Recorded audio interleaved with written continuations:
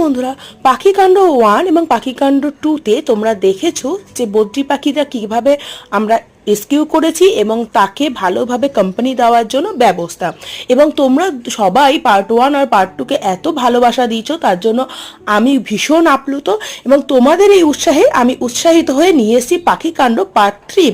অবশ্যই আমাদের পাশে থেকো।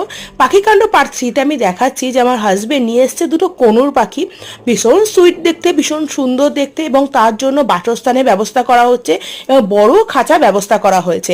তাকে খেতে দেওয়া হয়েছে রাত্রিবেলায় সিড, এবং এর বাসস্থানটা কাঠের তৈরি, একটু আলাদা টাইপের। তোমরা দেখতেই পাচ্ছ পাখি।